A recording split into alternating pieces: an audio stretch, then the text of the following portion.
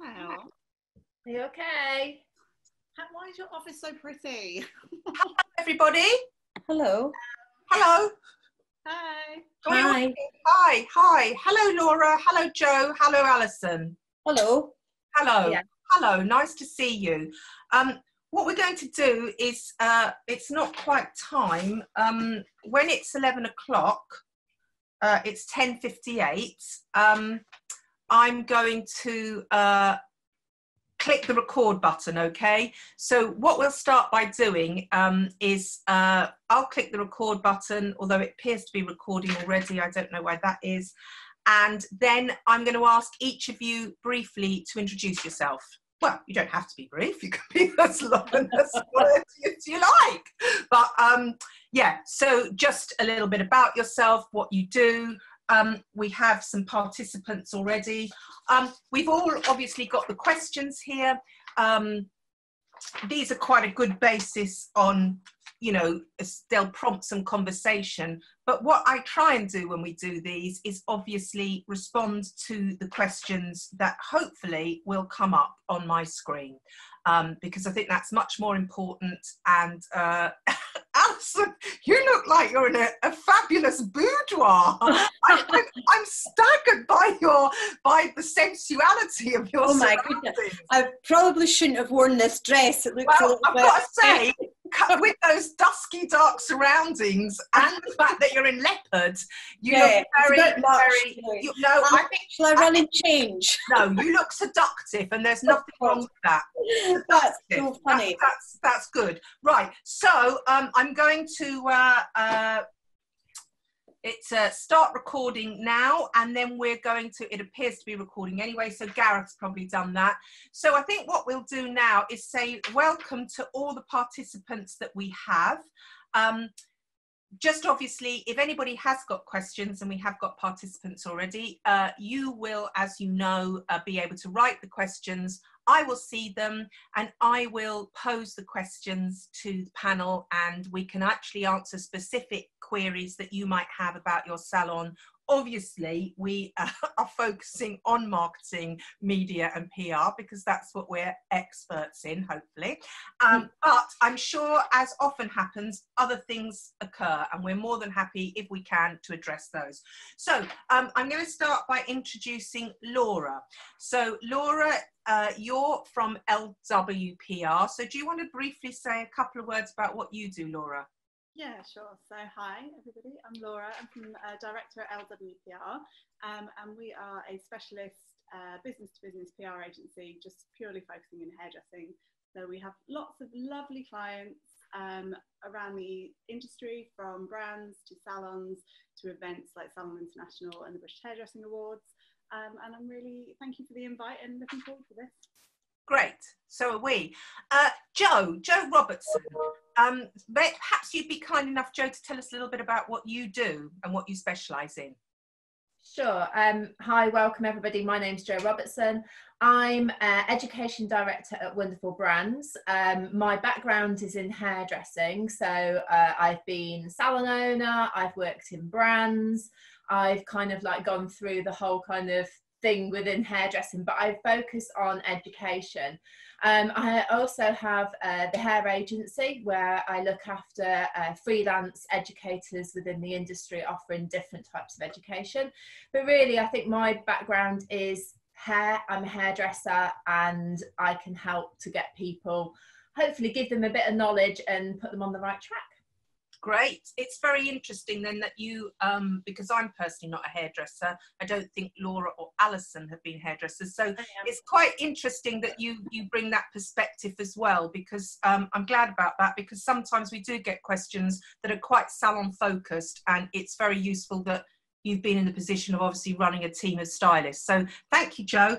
And Alison, if you'd kindly tell me a little bit about yourself. Hi, well, I'm Alison Jameson. I'm the founder of AJC 93, and I used to be a hairdresser as well. Really? very long time ago wouldn't ask me to cut anyone's hair, or, well, actually I was a colourist, wouldn't ask me to colour anyone's hair now. But it is a big benefit in doing what I do, I think, actually, having a hair background, definitely. And very much like Laura, we look after salons, brands, events, you know, and salons from, you know, small boutique salons to large salon groups. So it's quite a wide cross section. Interesting.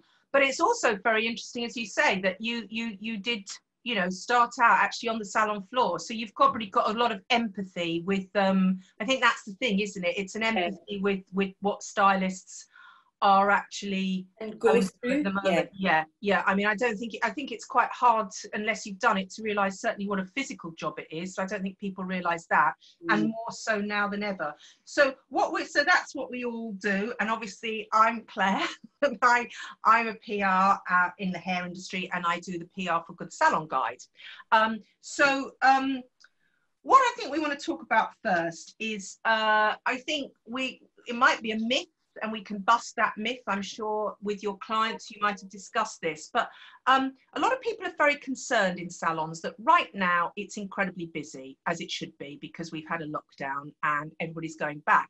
What I'm reading a lot about on social media, and I'm sure you guys are, is that people are predicting a bit of a lull coming. It's a bit like Christmas, we're flat out, and at Christmas time we always encourage our clients, or obviously before Christmas, to do some marketing and have some strategies in place to cope with that downturn in January. Now, I think salons are worried that once the lull comes, you know, once the rush is over, there'll be a lull. Should they be worried? And are there things they can do to address that now? Laura, what would you say? Have you heard your salon people say concerned about after this first period of rush? Yeah, I think it's a very valid concern. I think there's always that issue, and I think sometimes, but actually it can buck the trend. I think the initial rush now, I think a lot of people are obviously getting in for the kind of first colour appointments, and actually they're not necessarily the big final result that clients are looking for. So I do think there might be an element that actually the first appointments are getting people in, and actually the lull might not necessarily come because the second appointment are where there'll be the longer, more technical things that are happening. And I think the best way to kind of try and prevent that lull is just to really keep your communication super high, keep talking to your clients through social media, and really keep working at the idea that they need to make sure they've rebooked their appointments, and actually giving them inspiration and keeping the conversation going so that they feel very in touch with you, to try and make sure that you don't hit that lull period.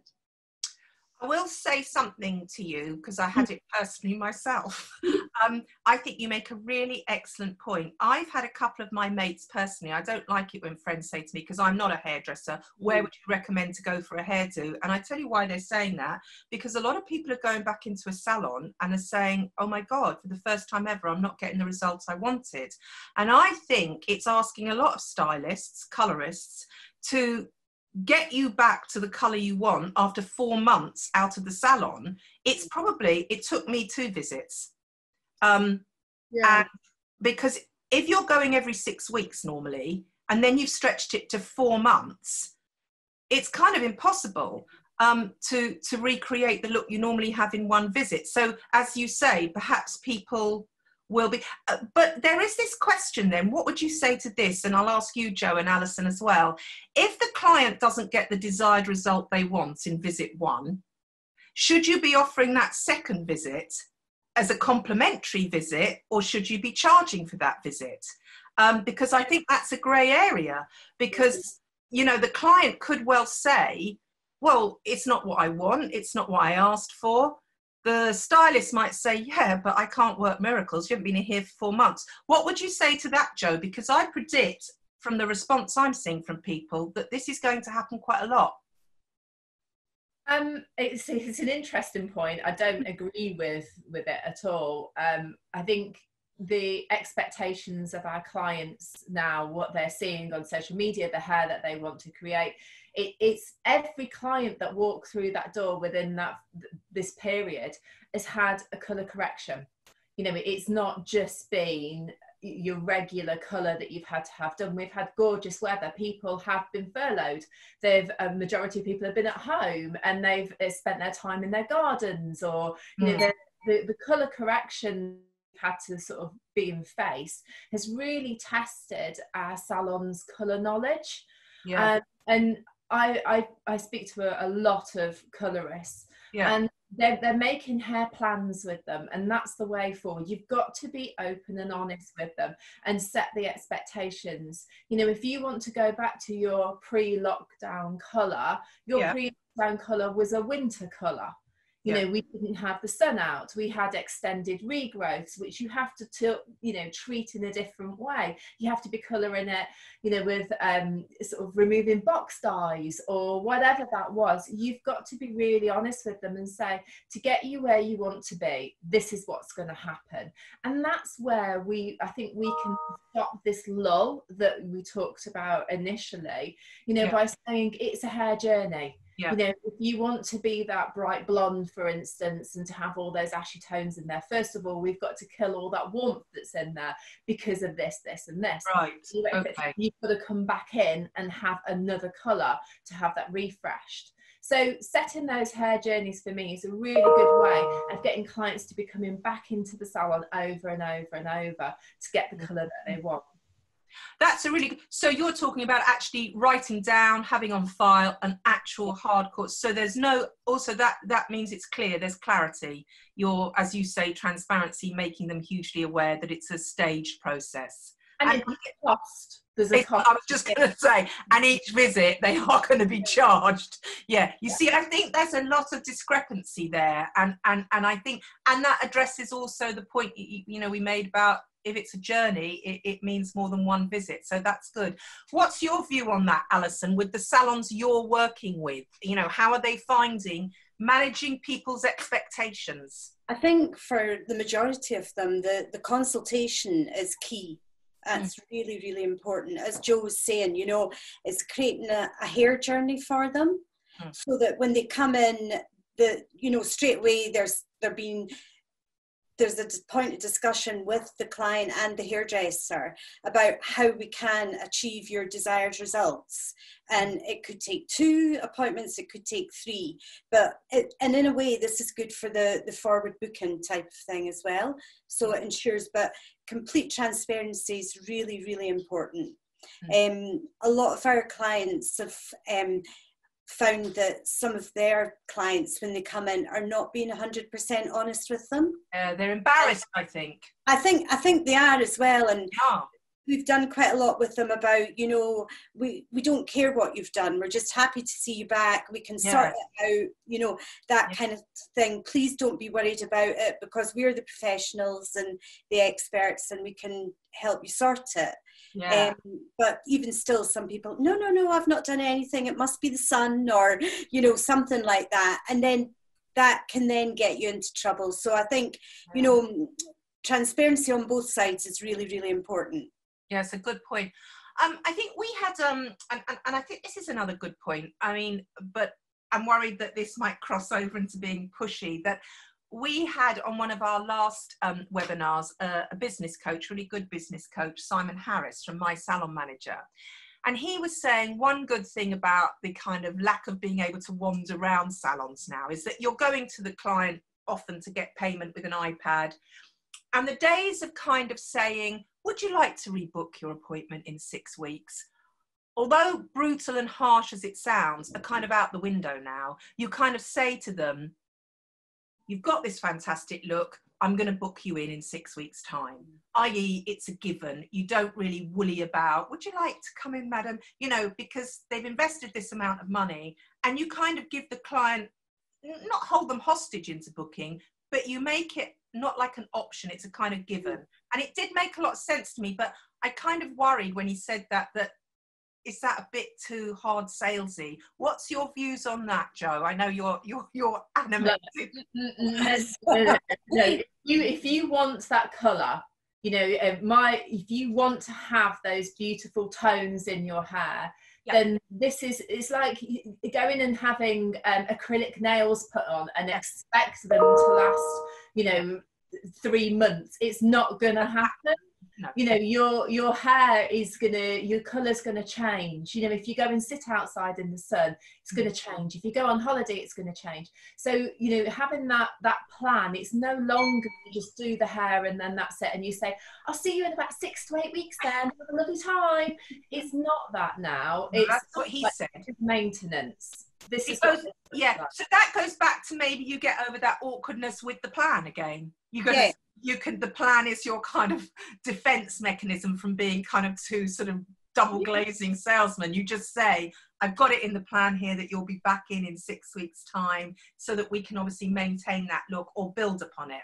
And I think you should be encouraging people to have those really beautiful colours that they're looking on at Instagram. Definitely. They absolutely should be saying, I can do this for you, I can create this. You're going to have some tapes in the side of your hair, or you're going to have that toner refreshed every 4 weeks. Keep getting them booked back in. This is our job, to recommend those products, those services.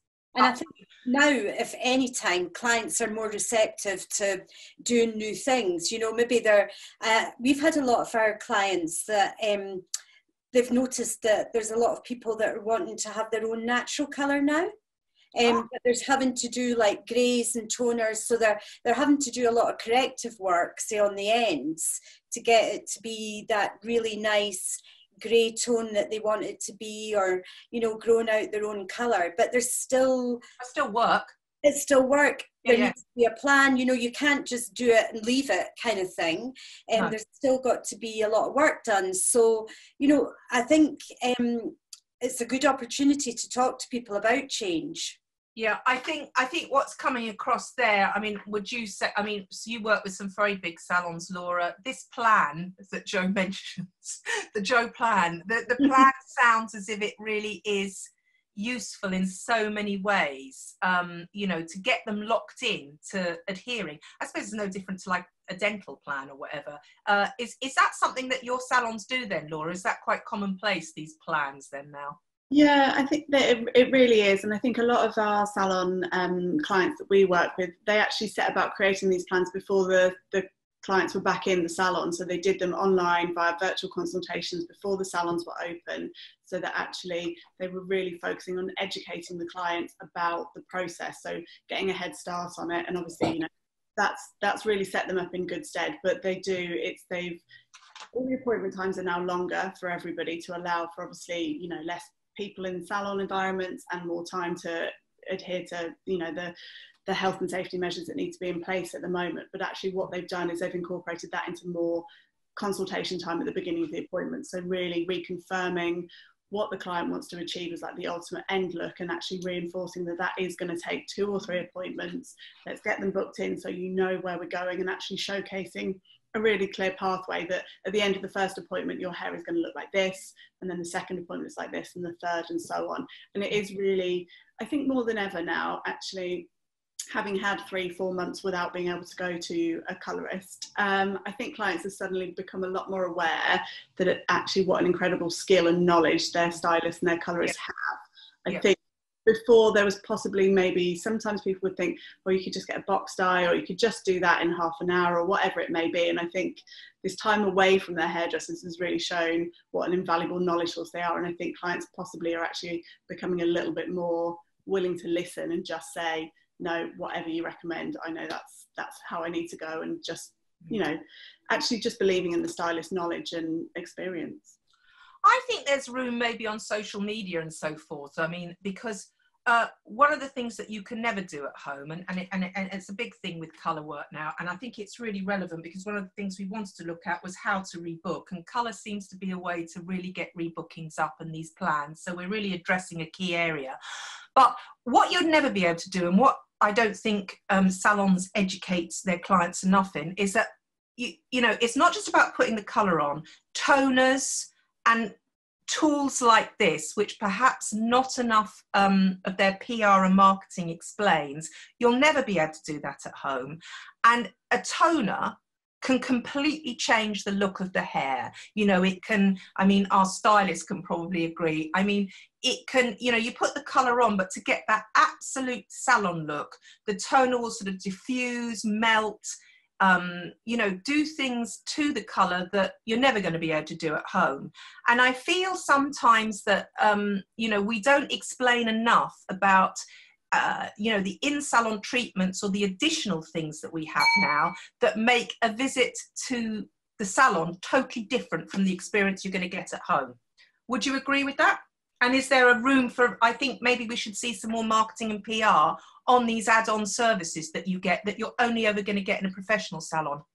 Yeah, I think it's a really good point, and it's definitely, there is a place on social media to explain. I think the problem is so difficult, and it's obviously it's different for every client, so it's, you know, the same tone is not going to work on the same colours universally, but I think there's definitely a place where salons can educate clients a lot more in the terminology that they use and what those things do, what they're designed to do, you know.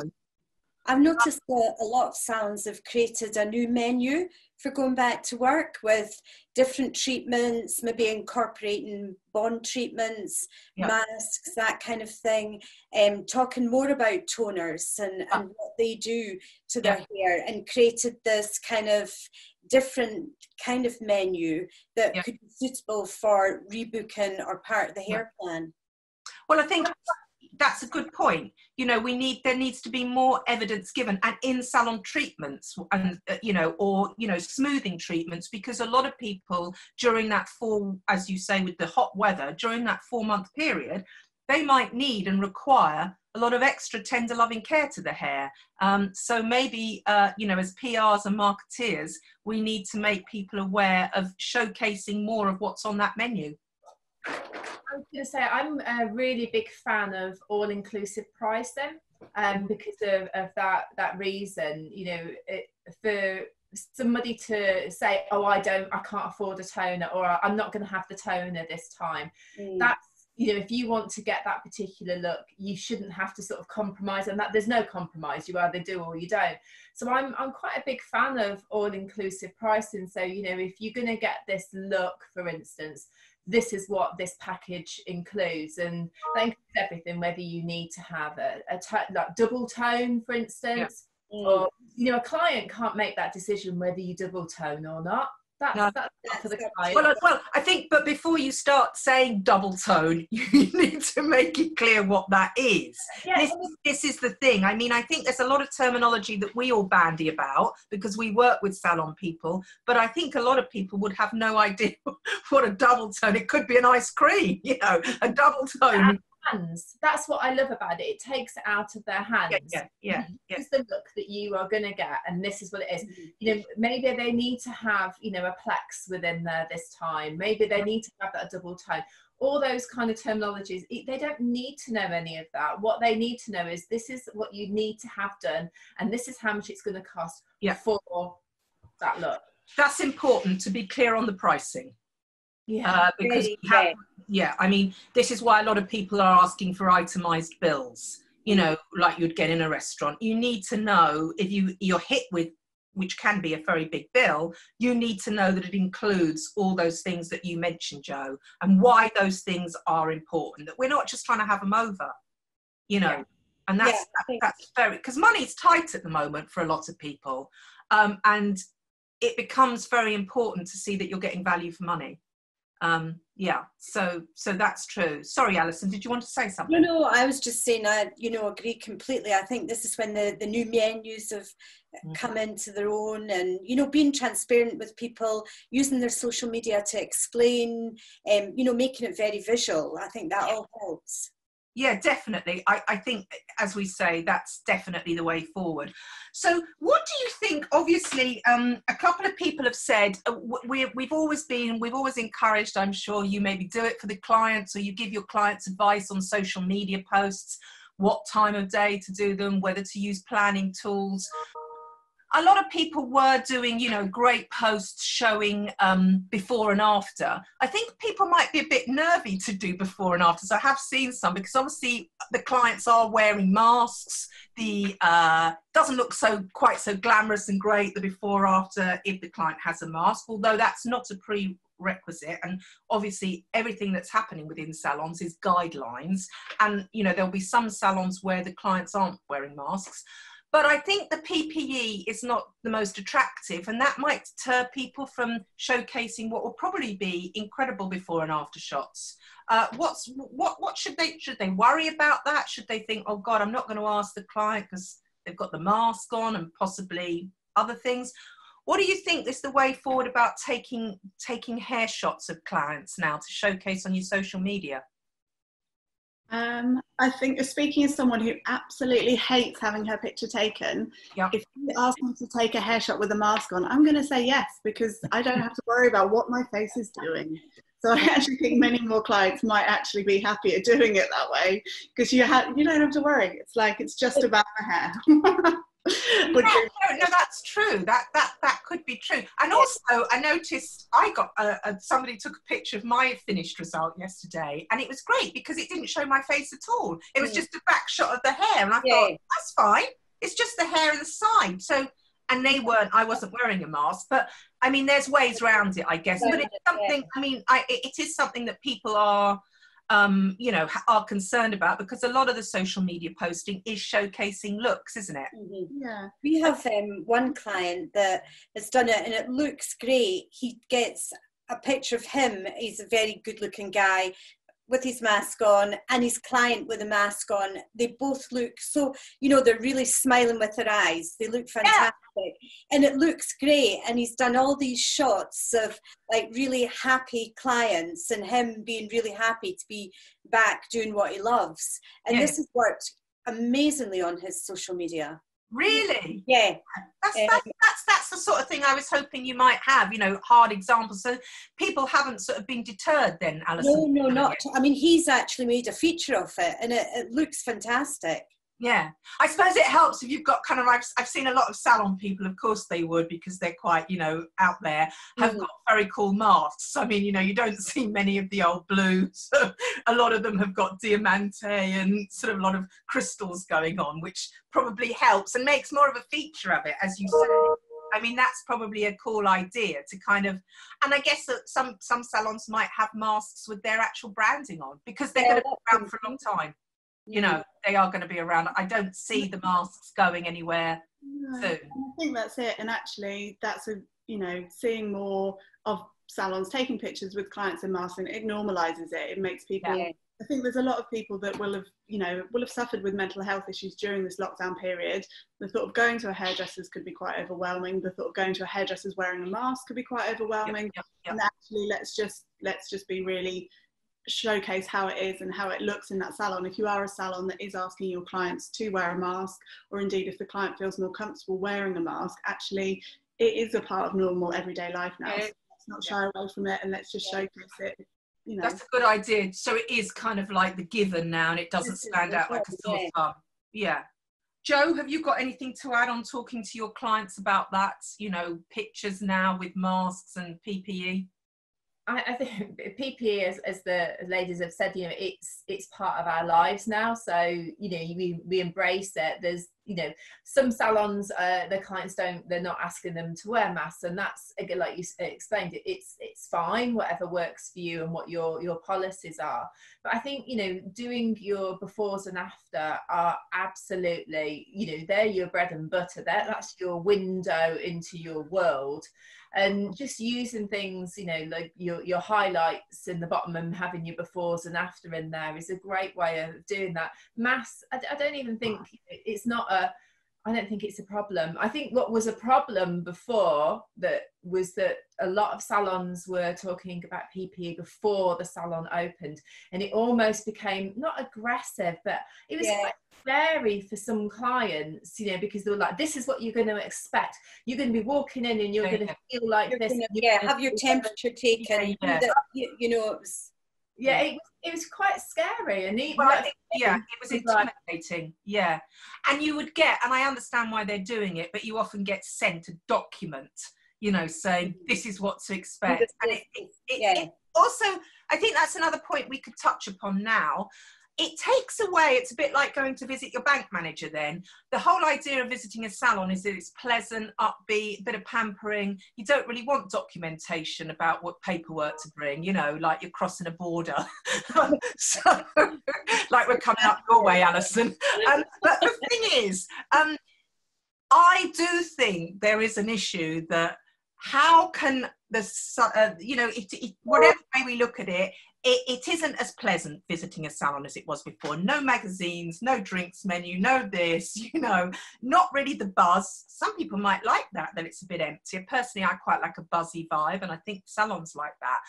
So what can salons do? Because we've got no magazines, no menu of drinks. It's traditionally a time when women have a bit of me time and they enjoy an away experience as well as getting their hair done. Very difficult now to make it special. What would you say about that, Alison? Are your salons trying any? I think they're trying very hard.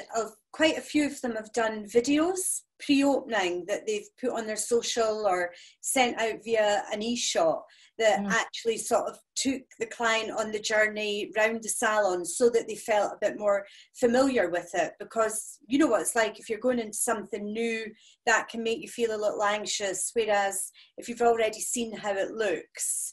So they're trying to make each step as easy as possible and as comfortable for the client as possible.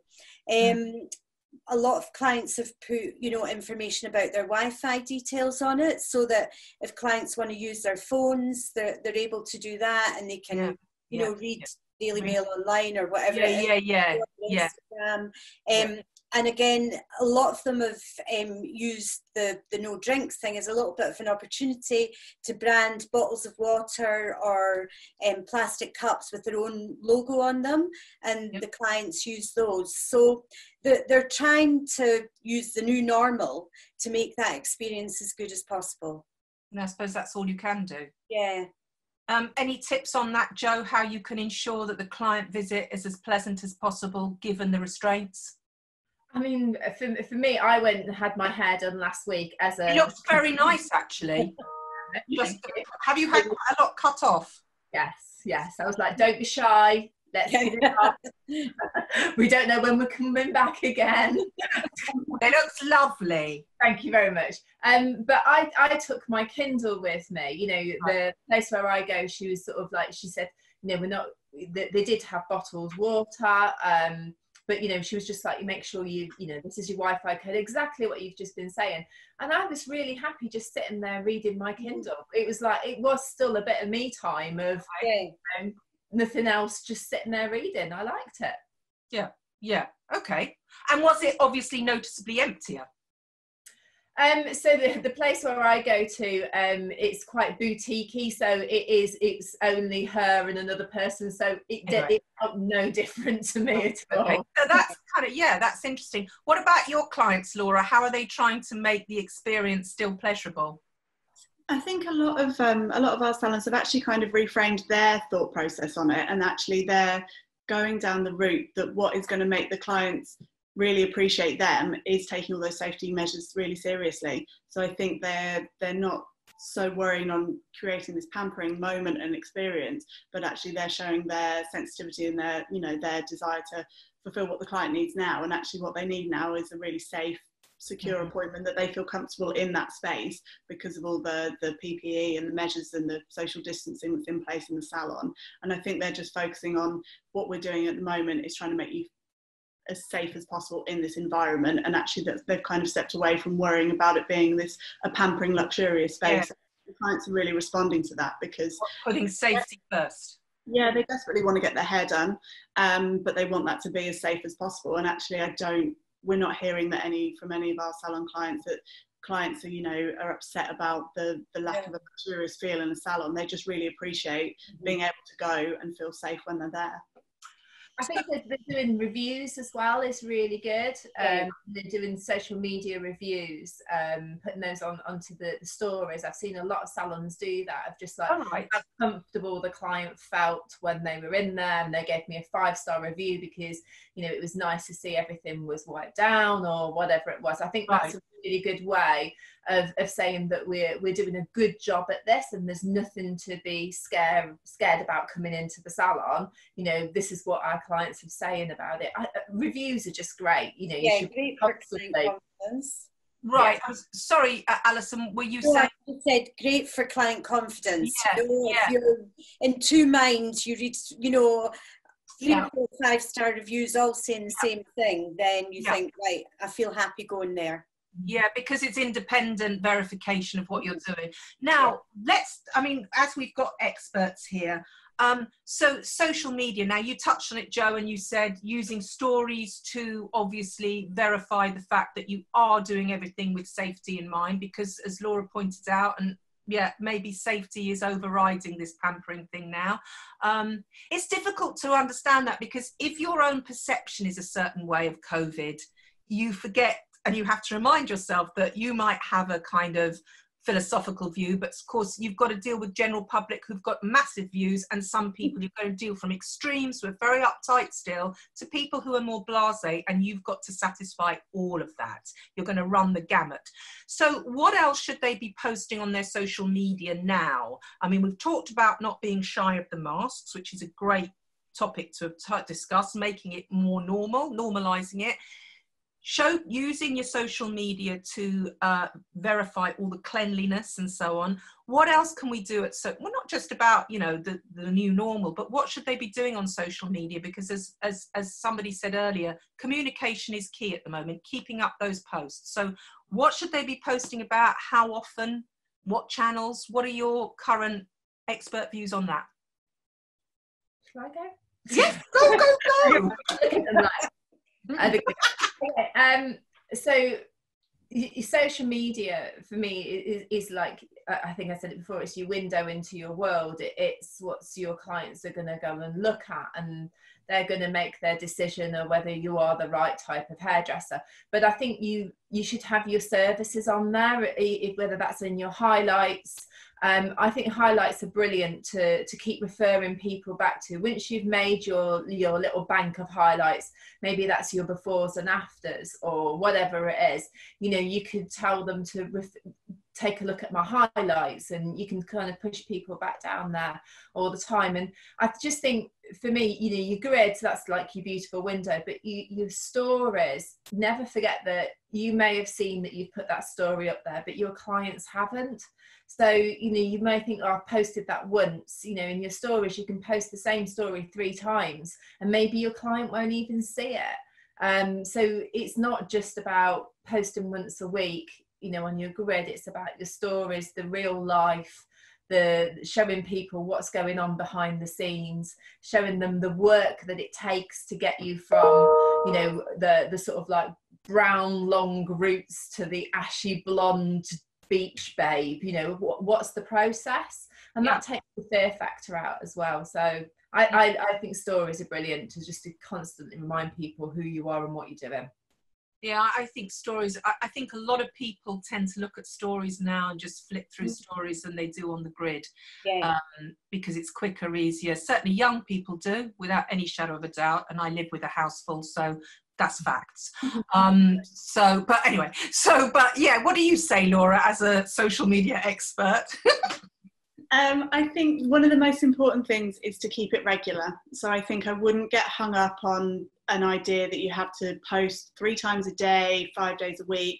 I think you work out what's manageable for you and keep it regular, so that actually if only posting 2 or 3 times a week is all you can do, but stick to that and make a time and a commitment to do it at that amount. Don't think I can't do it every day, so I'm not going to do anything. Just find an amount that works for you and stick to it regularly. I think planning tools can be great if you want to use something like Plannerly or Later.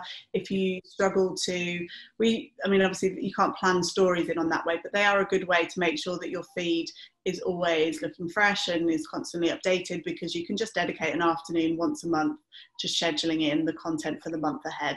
And then I think it's important to bring the team in, and actually what works for us with clients where we look after their social media is a WhatsApp group of all the key artist members, and they all send in all their pictures, and it's whether you have a PR that then is posting them, or you have just one dedicated member of the team that is your social media person that posts them. If you have a WhatsApp group where they all share it, and seeing other people's come in reminds them to do it, and then that's where you've got your bank of content that you can then as well. I think apart from that, it's very important. A WhatsApp group like that, I have a lot of those, is invaluable, because it also shows that you're taking on board the views and input of the team. So for their morale, to be included and to see their work featured is a huge benefit as well. And sometimes, even if the quality isn't exactly like you would want it to be, it's far more important for that person not to think, I'm sending all these pictures and I never get featured, because that just demoralizes people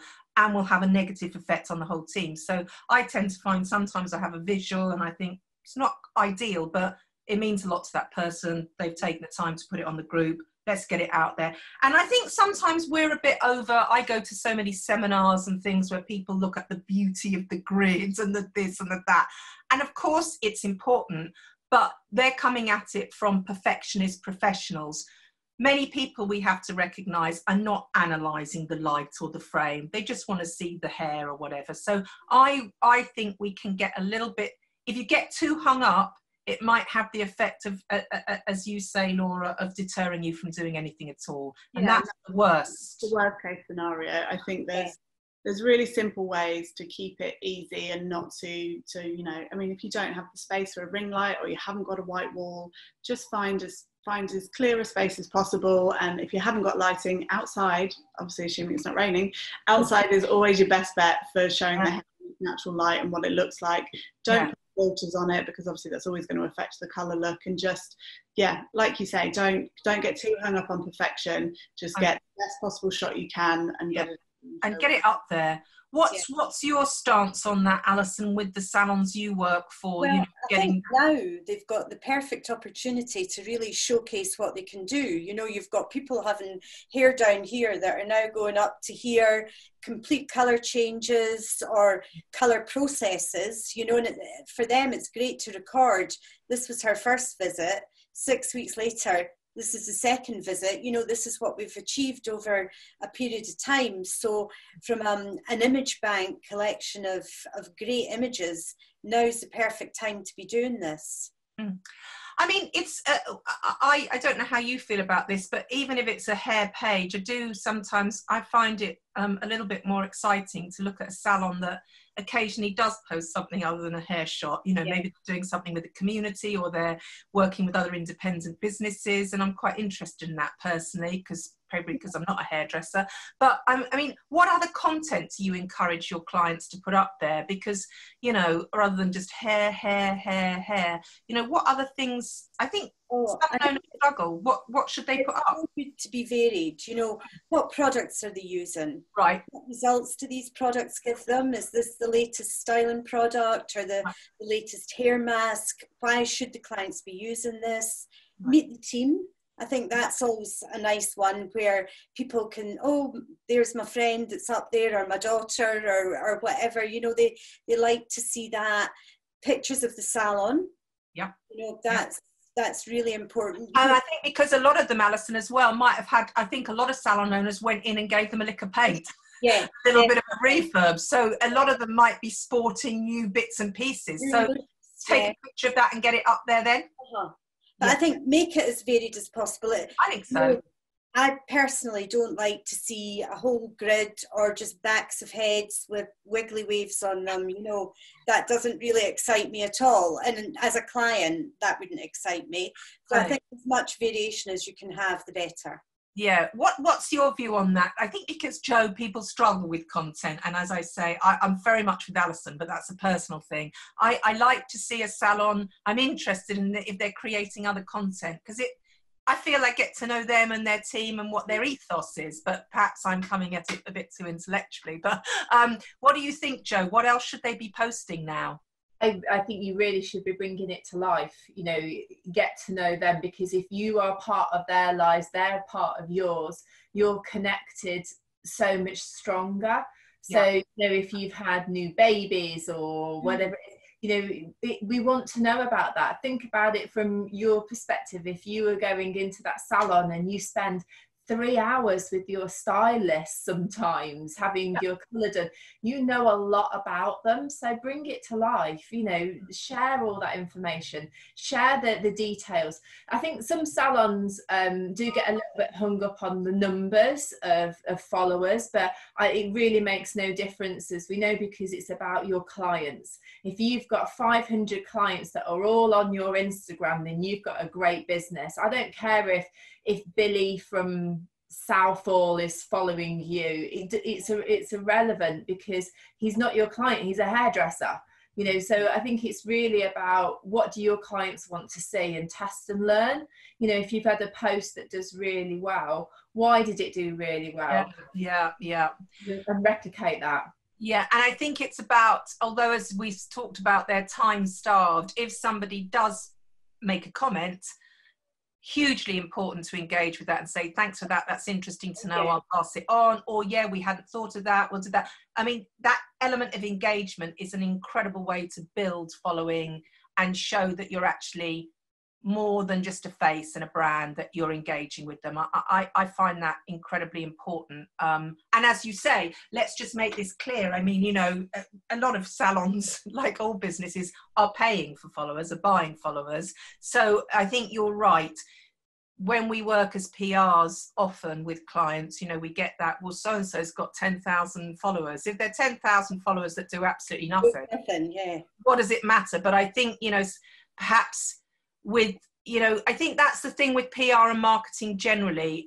Sometimes when it's very difficult, and I've been doing PR and marketing for 25 years, having been a journalist, and it's very, very, very difficult sometimes to quantify in hard facts and figures the benefits of it.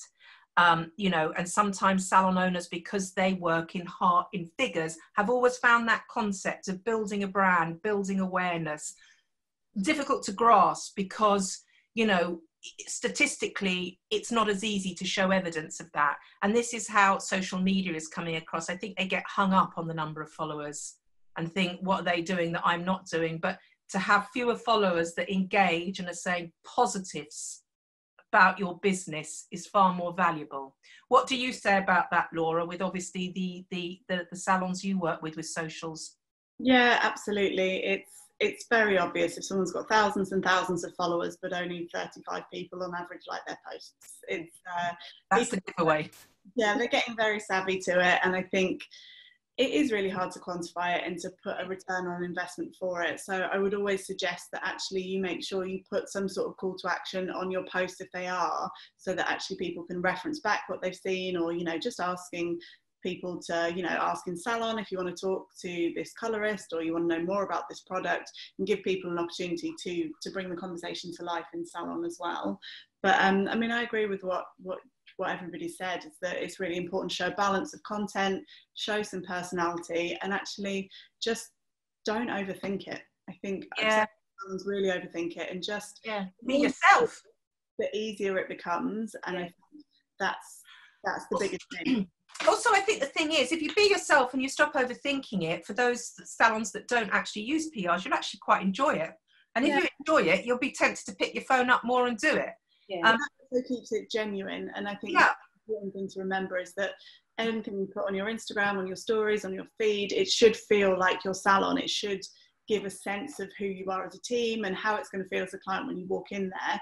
And so that's why it's important not to overthink it and to make it feel too far removed from how you operate as a business. So actually just go for it and show the balance. And I think don't underestimate, people much prefer seeing real people in their content.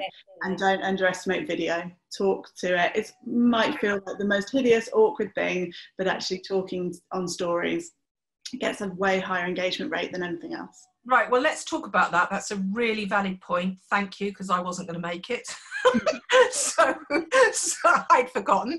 So what's the deal with that? Because so many people are confused. If you go over a certain period of time on your seconds, you'll suddenly find yourself referenced to Instagram TV. So when you do these, you mentioned doing the videos on stories, or in the feed, how short and succinct should they be? So a stories video is 15 seconds, I think, hopefully. 15, right. Yeah. But so you can record a video and upload it to stories. I think the most is 4 frames, but they do change that on a regular basis. But you can just record straight to stories so that actually you can see as you're flipping over from one story to another. Right.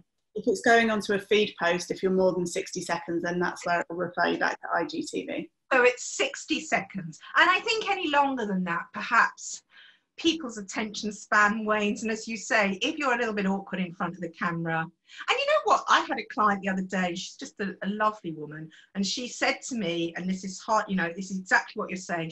I said, do a little video, Liz, because, you know, you're really lovely, you come across great. And she said, oh, I don't feel comfortable, Claire, I really don't. And I said, but I think what you've got to say is really valid, you know, and it's better. So she did it, and she did feel uncomfortable. But in the first 4 seconds, you could see that, but she kind of got into it. And the response was fantastic. And I find that really rewarding, actually. And people said, ah, Liz, you know, because it's like chatting to your mate. It comes like, it's not like words can't jump at you off a page. But if you see that person and their smile and the certain way they are, you think, oh, as somebody said earlier, as Alison said, you know, that's my mate. Oh, that's Liz. You know, it's really nice. And I think they just need to accept that, you know, they don't have to be professionals at it. And 40 seconds is probably enough, because if you feel a bit uncomfortable, you don't want to be blithering on. But yeah, that's an excellent point. What have you got any, I mean, and tips on the videos, Joe? If somebody's doing a video, should they go outside the front of their salon? Should they find a quiet spot to do it? What's the best tips with the videos? Obviously the background noise makes a huge difference. You know, if you're in the middle of the salon, you've got other people chatting and there's music and things like that, it's really quite difficult to understand. So yeah, finding a quiet spot, you know, obviously if you're outside the salon, it's brilliant, they can see it, or wherever it is. But I just don't, I think it's just more of like, enjoy yourself, and you know, if you balls it up, you balls it up, you know, it's fine. You know, even like going to lives, people love that, and you know, doing comments. At the beginning of lockdown, I started doing more lives, and it's just amazing the love that you get from people, as you say, and you're like, oh hiya, how are you? And you're having like this conversation, and you forget you're actually live and everyone else can see it. I think you get a bit of positive feedback. Everybody likes that, don't they? Yeah. And you know, I just think, yeah, that's what I said, and I hope seeing those comments will make her think, yeah, you know, people said, oh, it's great to see you, well done, and you know, yeah, it is something that is very, very important, and it builds engagement, and you know, all the statistics prove that it's something valuable. Have you got anything to add on the video front, Alison? I'm sure you have. Oh, I'm not. Well, I just kind of agree with what everyone said. It's definitely one of the strongest mediums to use. It's much more engaging. People like to see people and them being truthful, authentic, and just themselves, which is really nice. And yeah, you know, if people have said, oh God, I don't want to do this, and I say to them, look, it doesn't matter, you might not get it right the first time. Try it again, do 2 or 3, select the one that you like best, select the one that you feel most comfortable with. You know, it's you're not like working for the BBC. It's no, you know, it needs to be reflective of you and part of your personality as well. You know, you see people that immediately freeze the minute they get on video, and it looks so unnatural, whereas if they just relaxed a little bit and, you know, conversation, it's so much easier. I think people are respecting. I notice in the in a lot of hairdressing awards now, and I think they're probably doing it for the same reason. Like a couple of the categories when you answer, and I've said to my clients, do both. You know, do the words, but it gives you the option to upload a 60-second video or whatever. And I think that's for that very reason, because if you're answering a question like, why should my salon win Best Salon of the Year?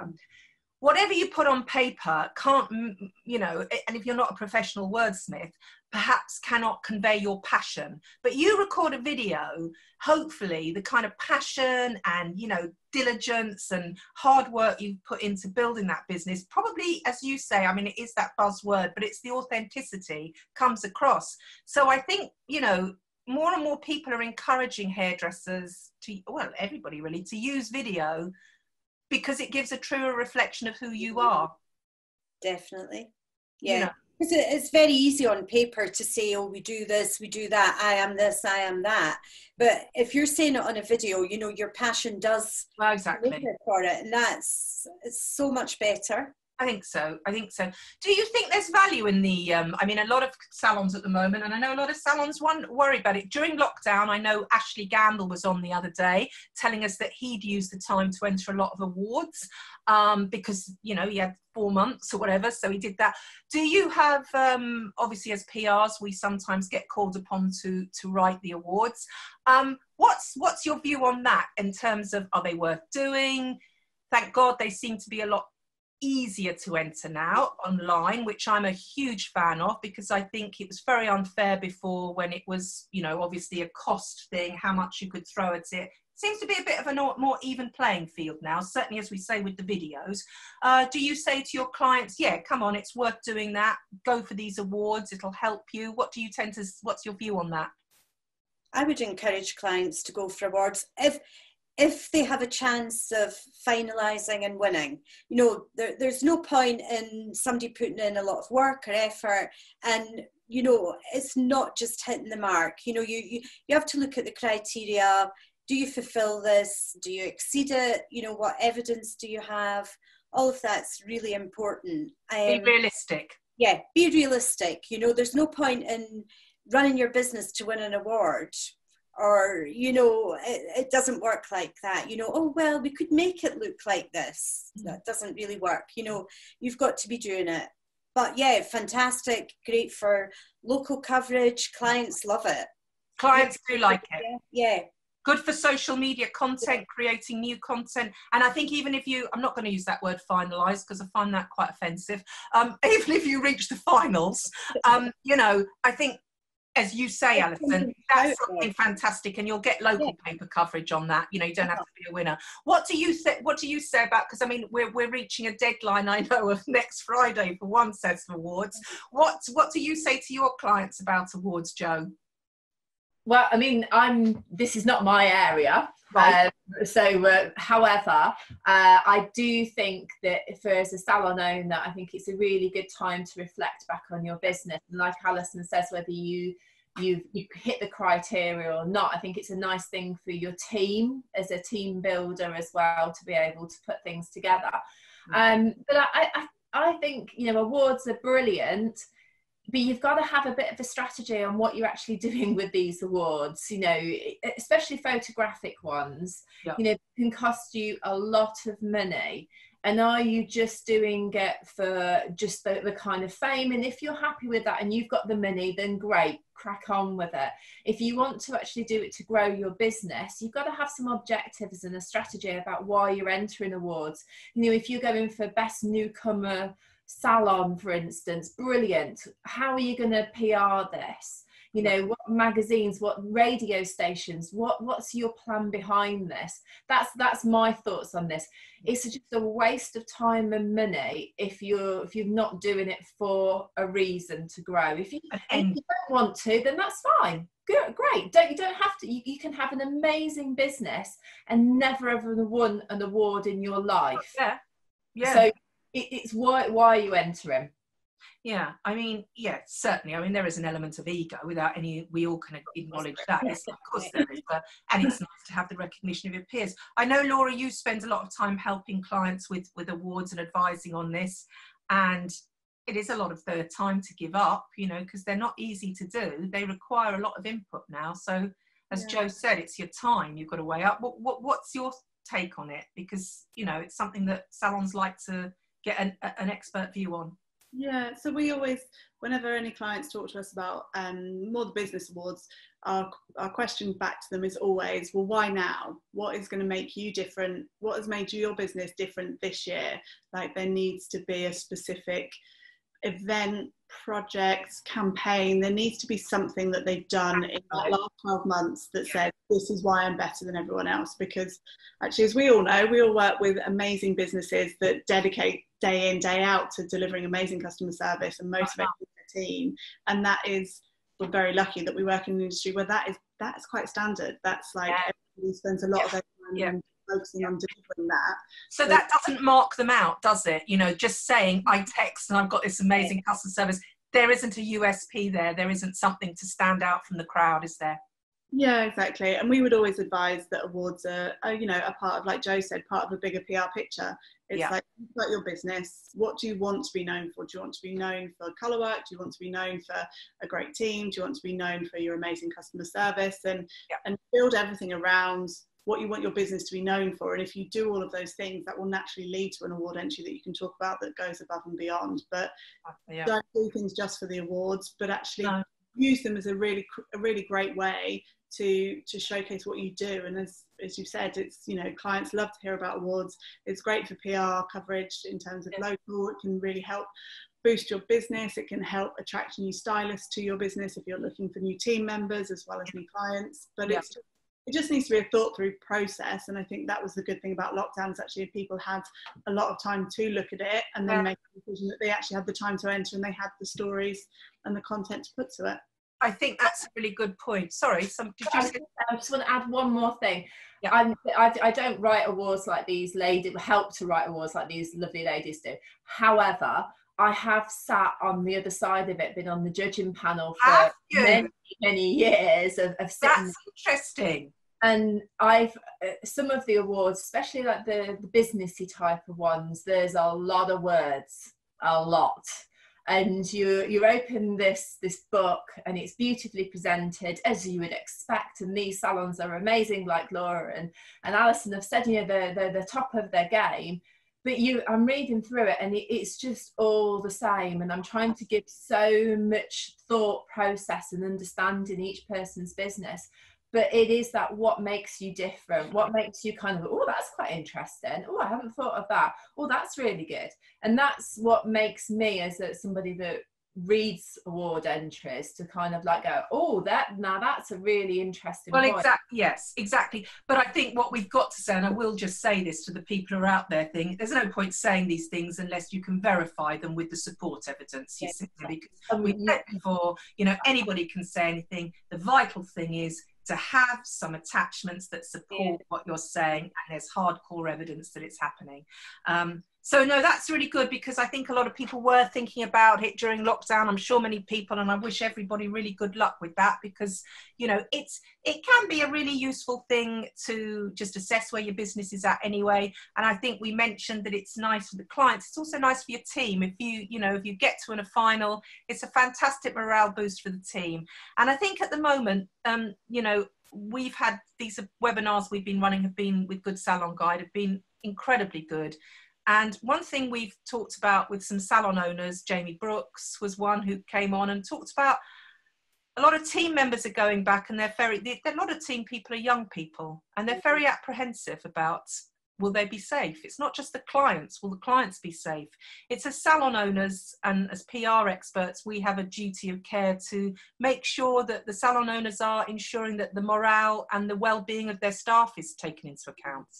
Because if you haven't got a happy team, and they're concerned about, and their mental health, you know, might have suffered, you've got to ensure that you do stuff to try and keep them upbeat. How have your salons found working with their staff, Alison, since coming back from the lockdown? You know, how have the team been? I think for the majority, I would say it's all been really good, because they've all been quite excited to get back to work. Really? Yeah, and they've all really looked forward to it. The majority of the salons that we worked with, they all did either 1 or 2 days beforehand. Right. When the team came in, they had their own hair done. They all kind of reconnected again, which was really nice. And they then walked through, well, this is how it's going to look. This is the sanitized station. This is where we do the track and trace, and this is the whole process that it takes. And I think from that point of view, along with kind of how they kept in touch with them during lockdown, whether it was Zoom calls or quizzes or once a week get-togethers, or however they did this, kind of kept the momentum going. And then when they came back, they were looking forward to everyone actually being able to see one another again and get back to doing what they really enjoy doing. That's good to know, really positive. What about your salon people, Laura? Have they had an easy, well, not an easy time, but, you know, have they managed to have the team very positive and upbeat? Yeah, I think so. I think all the things that Alison said is they're the salon owners made a real effort to make sure they did keep connected with the team during lockdown. And I think as it was approaching the time that salons were reopening, they treated the team like they treated their clients. They were really clear in their communications, their expectations, helping to understand how work was going to be, showing their team in the same way that they then needed their team to show clients that safety was paramount, and that these were all the things as a salon owner they were doing to protect the team, and that the team would do to protect the clients, and just kind of completing the circle that way, so that their team just knew what was happening, what was expected of them, and and the great lengths and processes that were going to be in place to make sure everybody in that environment was completely safe and comfortable. Yeah. Before we leave, because we are going to leave soon. Before we leave, can I ask you all, I mean, if there's just a soundbite or a piece of advice in terms of PR and marketing that you would say to salon owners or salon managers, something that they can do for their salons in a marketing or PR capacity to really ensure, that their businesses stay on point, because a lot of businesses are very concerned about the future after the financial problems they've had.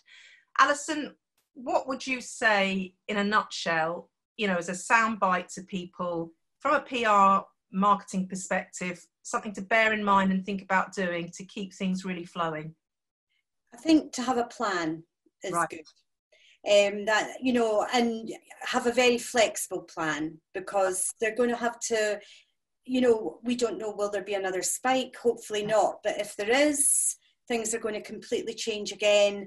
Or, as lockdown eases, what's going to happen? What will happen to social distancing? In Scotland, we have to wear masks, clients and hairdressers. So, is that going to change? So be flexible with what you do, because you're going to have to turn on a sixpence if things do change, but have kind of a plan. Christmas is coming up. What are you going to do for Christmas? When do you start talking about Christmas to clients? What about the hair plans? How does that look? What new products are we bringing in? So make sure you've got a 360 plan, but ensure that it's flexible enough that you can pivot quite easily and change what you're doing. What you've said there, Alison, sounds so simple and so effective, but actually that's a lot of work, isn't it? To be able to have that. But it's a great point you make, and I was going to mention that was on my list. Don't forget Christmas. It sounds miles away, but as marketeers, we know that it's not. So don't forget that. But, in essence, what you said is fantastic, but it's asking a lot of them. But I guess you've just got to do that. I think especially at the moment, it's asking quite a lot of people, because I know a lot of our hairdressers are working, 6-7 days a week, long hours to, make sure that all the clients have, their appointment and they're seeing everyone in a timely fashion. And it is really difficult. But if you don't have someone to help them do this, then they should make sure that they take some time out just to sit and have a day of brainstorming or mind mapping, and how's that next few months going to look for us. I think that's the point I'd like to make are two things you said.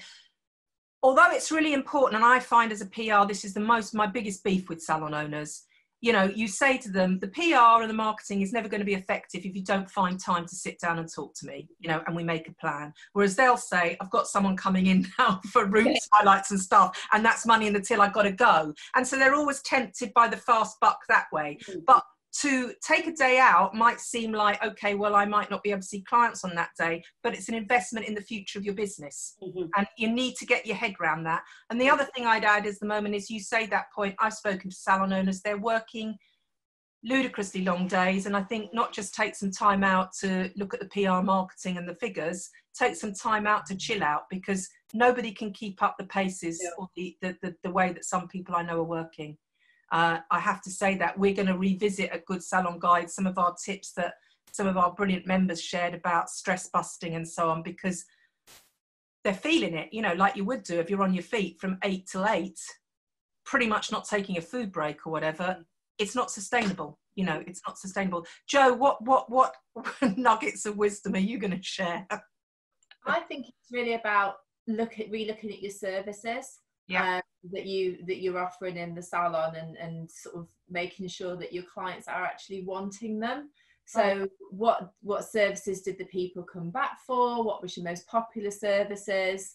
You know, and when you're introducing new products, can they be introduced into those services? So I think it's really just not taking your eye off the ball of what's happening. You know, you've opened the salon, you're really busy, as we've just said, but is it working? You know, is it sustainable? You know, are those services that you're offering what your clients actually want? Have you asked them?